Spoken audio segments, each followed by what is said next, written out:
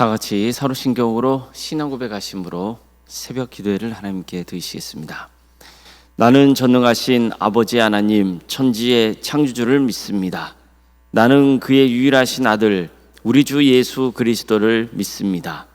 그는 성령으로 잉태되어 동정녀 마리아에게서 나시고 본디오 빌라도에게 고난을 받아 십자가에 못 박혀 죽으시고 장사된 지 사흘 만에 죽은 자 가운데서 다시 살아나셨으며 하늘에 오르시어 전능하신 아버지 하나님 우편에 앉아 계시다가 거기로부터 살아있는 자와 죽은 자를 심판하러 오십니다. 나는 성령을 믿으며 거룩한 공교회와 성도의 교제와 죄를 용서받는 것과 몸의 부활과 영생을 믿습니다. 아멘. 찬송가 433장 찬양하시겠습니다. 찬송가 433장입니다.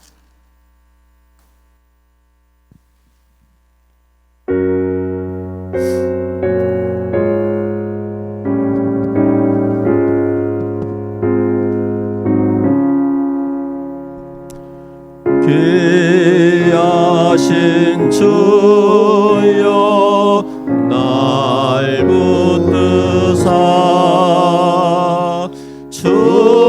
주께로 날마다 더 가까이 저 하늘 나라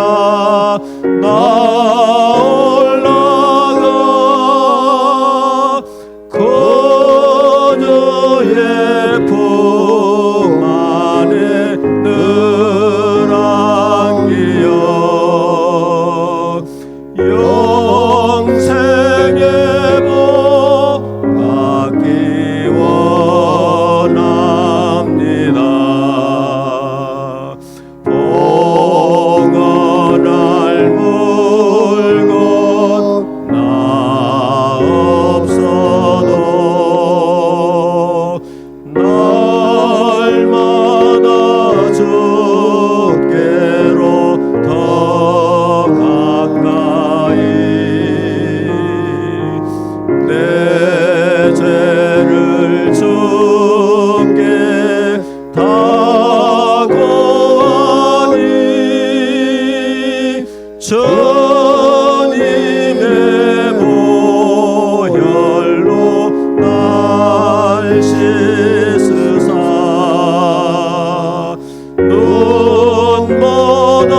눈보다도 이게 하옵소서. 가나간 마귀 날 깨어도 주 예수 앞으로 더 가까이 이 세상 속한 그 허영신 또 주한 생각을 다 버리니 정결한 마음 내게 늘 주소서. 이 세상 내가 살 동안에 주께로 날마다 더 가까이 저 배는 천국 나 들어가 한없는 목락을 다 얻도록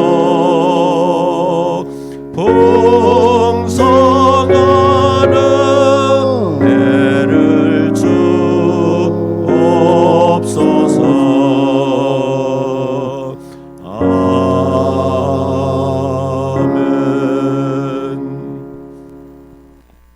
하나님 말씀 함께 보겠습니다. 신명기 22장 13절에서 21절까지 말씀입니다.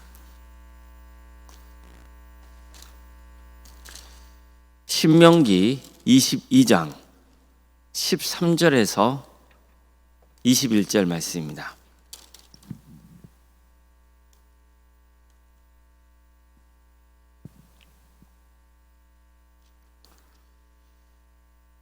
신명기 22장 13절에서 21절까지 말씀을 교독하시겠습니다. 누구든지 아내를 맞이하여 그에게 들어간 후에 그를 미워하여 비방거리를 만들어 그에게 누명을 씌워 이르되 내가 이 여자를 맞이하였더니 그와 동침할 때 그가 처녀임을 보지 못하였노라 하면 그 처녀의 부모가 그 처녀의 처녀인 표를 얻어가지고 그 성문 장로에게로 가서 처녀의 아버지가 장로들에게 말하기를 내 딸을 이 사람에게 아내로 주었더니 그가 미워하여 비방거리를 만들어 말하기를 내가 내 딸에게서 처녀임을 보지 못하였노라 하나 보라 내 딸의 처녀의 표적이 이것이라 하고 그 부모가 그 자리 옷을 그 성읍 장로들에게 펼 것이요 그 성읍 장로들이 그 사람을 잡아 때리고 이스라엘 처녀에게 누명을 씌움으로 말미암아 그에게서 은 100세겔을 벌금으로 받아 여자의 아버지에게 주고 그 여자는 그 남자가 평생에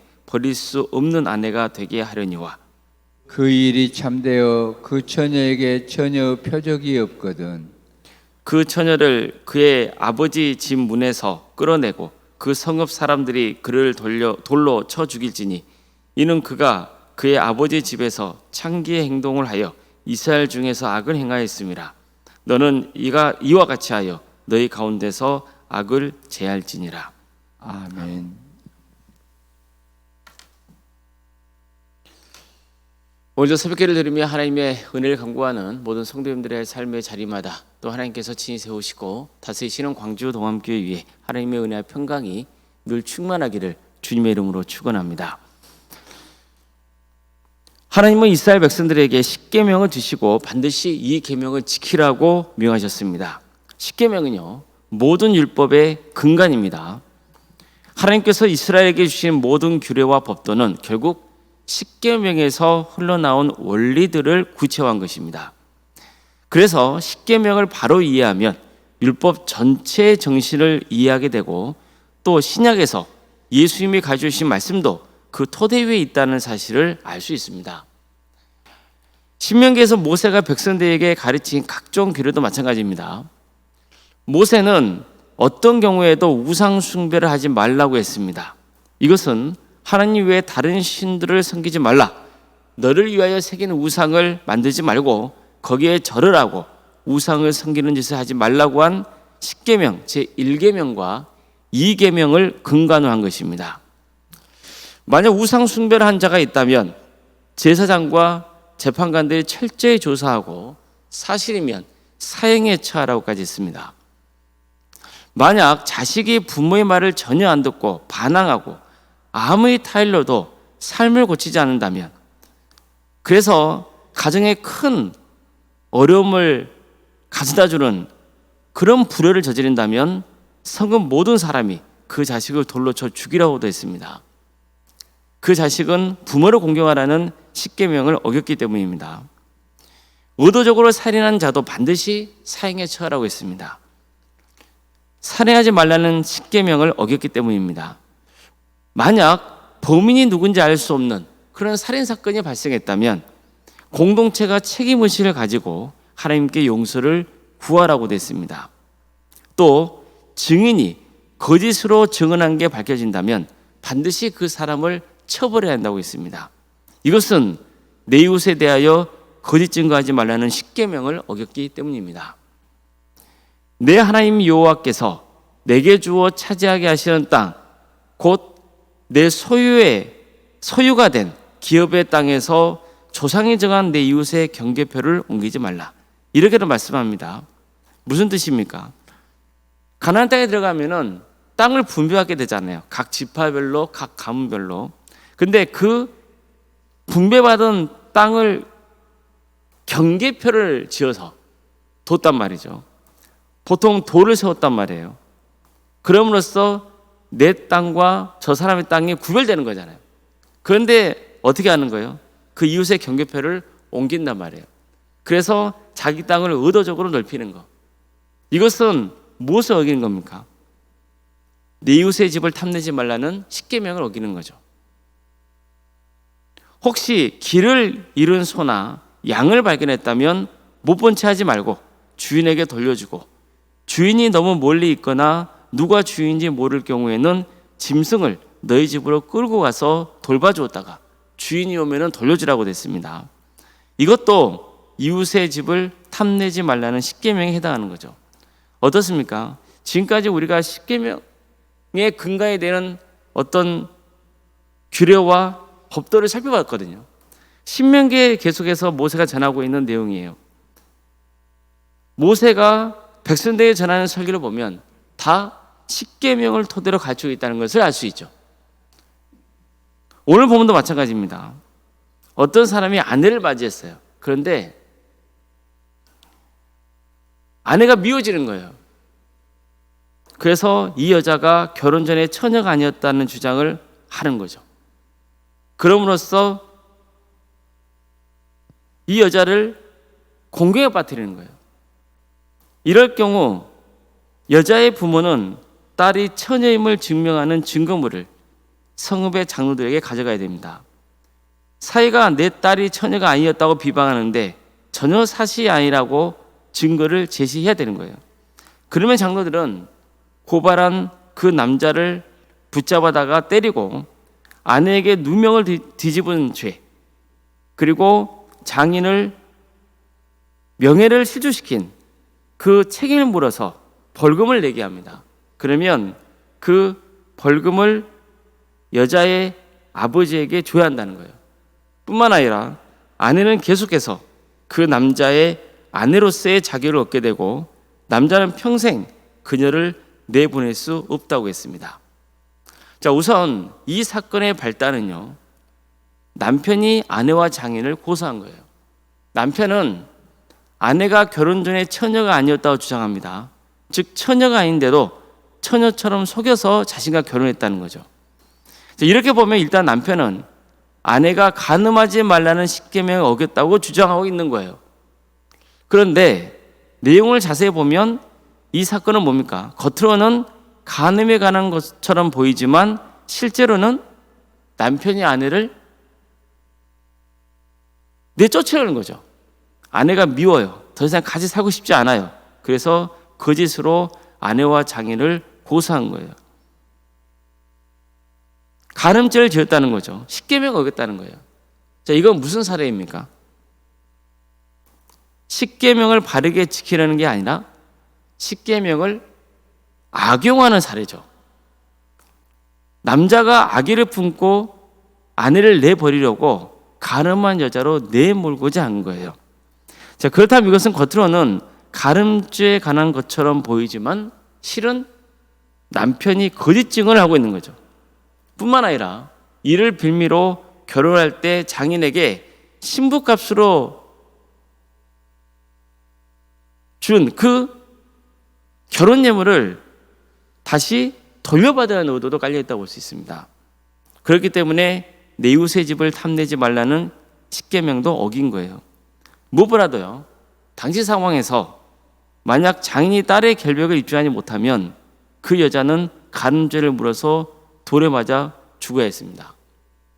따라서 그는 간음하지 말라는 계명을 악용해서 아내를 죽음의 위기로 내몰 수 있었기 때문에 살인하지 말라는 십계명도 어기게 되는 거예요.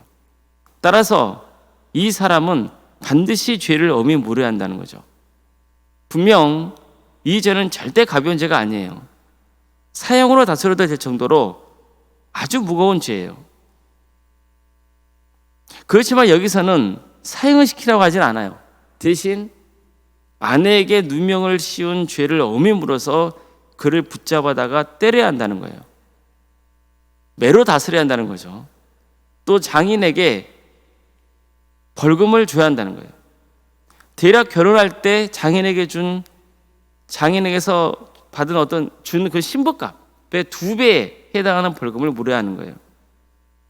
사회가 저지르는 약한 행동은 장인의 집안의 명예를 더럽힐 뻔했기 때문이죠. 또 남자는 아내를 내보낼 자격을 박탈당해요. 이처럼 이 규례는요, 아내의 권리를 보호해주는 법이라고 볼 수 있습니다. 당시에는 이혼한다는 게 여자로서는 엄청난 위기로 내몰릴 수 있는 상황이에요. 다시 말해서 이혼당하는 것보다는 비록 자기를 미워해도 그 남자의 아내로 지내는 게 훨씬 나은 상황이란 말이에요. 그래서 남편에게 아내와 이혼할 권리를 박탈해버린 겁니다. 남편은 한두 가지 계명을 어긴 게 아니에요. 그를 사형의 채로 되지 않을까 싶을 정도죠. 그러나 사형까지는 시키지 않아요. 이 역시 아내의 권리를 보호해 주려는 의도가 있다고 볼 수 있죠. 그래도 남편이 살아있어야 여자는 아내의 자격을 누릴 수 있는 거예요. 성도 여러분, 사람의 본성은요 참 악해요. 그러다 보니 하나님의 계명조차 악용하는 사례가 생기는 거예요. 참 안타까운 경우죠. 계명을 지키지 않는 것도 문제죠. 그런데 계명을 악용하는 것도 문제예요. 하나님은 우리 마음 중심을 보세요. 동기를 보십니다. 악한 수단과 방법으로 자신의 목적을 이루는 것을 하나님이 모르시겠습니까? 설령 세상 법정에서는 악한 수단과 방법으로 승소하여서 이익을 얻다 하더라도 과연 하나님이 그 죄를 용서하시겠습니까? 사람에게 억울한 누명을 뒤집어 씌워서 해를 입힌 자를 하나님이 가만두시겠습니까? 사실 세상에는요, 인간의 이기적인 욕망 때문에 정말 말도 안 되는 일들이 벌어지곤 해요. 실제로 이런 사례도 있습니다. 어떤 나라는요, 결혼할 때 여자 측에서 결혼지참금을 남편에게 줘요. 그러면 남자는 아내를 해치거나 내쫓아요. 그런 다음에 다른 여자와 결혼해서 또 결혼지참금을 챙긴단 말이에요. 이런 사례들이 있어요. 여자가 정말 아무 잘못이 없는데도 일방적으로 내쫓기는 경우가 다반사란 말이에요. 당장 눈앞의 이익 때문에 서슴없이 악한 짓을 하는 거예요. 양심도 없는 사람들이 있는 거예요. 우리는 그래서는 안 된다는 거예요. 하나님이 우리의 마음을 감찰하시고 우리의 행위를 보신다는 것을 늘 명심해야 돼요. 우리가 십계명을 지켜야 한다고 그러잖아요. 근데 십계명을 하나만 어기는 경우도 있지만 사실 그 십계명 하나를 어김으로써 다른 계명들도 연속해서 어기는 경우가 참 많아요. 예를 들면 오늘 본문에 나온 남자의 경우는 거짓 증언한 거잖아요. 겉으로는 간음죄를 여자에게 뒤집어 씌우려고 했지만 거짓 증언한 거잖아요. 근데 그 거짓 증언 때문에 어떻게 되는 거예요? 그 여자를 죽음으로 내모는 것이고, 십계명에서 하지 말라는 여러 가지 죄들을 이 남자는 함께 범하는 거란 말이죠. 그런 의미에서 우리는 늘 하나님의 계명을 들어야 되고 또 주의 말씀을 순종하려는 삶의 길을 가야 되는 거예요. 하나님의 계명을 지키지 않는 것도 죄예요. 근데 그 계명을 악용하는 것도 죄란 말이에요. 우리는 늘 이런 점들을 염두에 둬야 됩니다. 아무리 세상이 악하게 돌아간다 하더라도 그렇기 때문에 나도 어쩔 수 없다, 이렇게 자기 합리화를 해서는 안 된다는 거죠. 하나님은 우리에게 계명을 주셨어요. 그리고 또 양심이라는 것도 주셨단 말이죠. 거기에 거슬리는 삶을 살지 않도록 우리는 늘 우리의 삶을 정결하게 해야 되고, 그리고 세상과 구별된 거룩한 삶의 길을 가야 되는 겁니다. 그래서 우리 모두가 하나님의 말씀에 따라 바른 신앙의 길을 갈 수 있기를 주님의 이름으로 축원합니다. 기도하시겠습니다. 사랑하는 하나님, 오늘도 우리에게 새로운 하루를 이렇게 해주시고 하나님 은혜 속에 살아갈 수 있도록 인도해 주셔서 감사드립니다. 주님, 주님께서는 우리에게 구원의 은혜를 베풀어 주시고 또 주의 말씀을 주셔서 그 말씀대로 살라 하시지만 연약한 저희들은 하나님의 말씀대로 살지 못할 때도 많고 더구나 주의 말씀을 오히려 악용하는 사례들도 있사오니 우리의 연약함을 용서해 주시고 다시 한번 우리가 하나님 말씀 앞에 세워지는 역사가 있게 하여 주시옵소서. 늘 진실하게 주님을 섬기고 또 진실하게 이웃을 대할 수 있도록 도와주시고 양심의 거리끼는 일을 하지 않도록 우리의 마음을 지켜주시며 무엇보다도 주의 말씀을 듣고 그 말씀대로 행하는 복된 삶의 길을 갈 수 있도록 인도하여 주시옵소서. 주님, 광주도함교회를 세워주시고 지금까지 지켜주신 애 감사를 드립니다. 광주도함교회가 하나님의 역사로 신앙의 명가를 세워가고 예수님의 말씀으로 인자를 양성하고 성령님의 능력으로 선한 영향을 끼치는 거룩한 공동체가 되게 하여 주시옵소서. 주의 말씀이 살아 역사하는 교회가 되게 하여 주시옵소서. 하나님의 말씀으로 우리의 상한 마음이 치유되고 회복되는 역사가 있도록 도와주시고 또 주의 말씀으로 우리가 그릇된 길을 가고 있다면 죄를 회개하게 해주시고 바른 길로 인도하여 주시옵소서. 그래서 주의 말씀이 우리를 살리는 말씀이 되게 하여 주시고 정말 하나님의 말씀을 맡은 자로서의 기쁨과 감격이 차고 넘치는 복된 동암교회가 될 수 있도록 인도하여 주시옵소서. 사랑의 주님, 우리 손들의 삶 가운데 주께서 늘 함께하여 주시옵소서. 유치적인 질병으로 또 정신의 고통으로 여러 문제를 놓고 하나님의 은혜를 간구하는 성도들이 있습니다. 낙심하지 않도록 도와주시옵소서. 하나님의 섭리가 있음을 또 받아들이게 하여 주시옵소서. 그러나 주님, 할 수만 있다면 우리 성도들의 기도를 들어주시며 응답하여 주시옵소서. 주께서는 능치 못할 일이 없다 하셨사오니 주님 도와주시고 함께하여 주시옵소서. 그러나 주의 역사가 있음을 믿습니다. 우리는 다 헤아릴 수 없는 하나님의 뜻이 있음을 압니다. 우리 모든 성도들이 어떤 상황 속에서도 믿음의 자리에서 떠나지 않도록 붙들어 주시고 끝까지 주님께서 그 영혼을 구원으로 인도하여 주시옵소서. 주님, 학업을 직장으로 군복무 등으로 객지에 나가는 성도들이 있사오니 어디에 있건 주의 영광 위에서 살아갈 수 있도록 도와주시고 그들의 안전을 지켜주시옵소서. 자녀 잉태를 바라는 가정이 있고 또 출산을 앞둔 가정도 있습니다. 생육과 본성의 축복이 함께하는 복된 동암재단이 되게 하여 주시고 의뢰제 출산을 잘 마칠 수 있도록 인도하여 주시옵소서. 주님, 취업을 위해서 또 결혼을 위해서 또 기도 중에 있는 성도들이 있습니다. 주님께서 새로운 길을 열어주시고 하나님의 뜻을 이루어드리는 복된 삶의 길을 갈 수 있도록 역사하여 주시옵소서. 우리 성도들의 사업장도 지켜주십시오.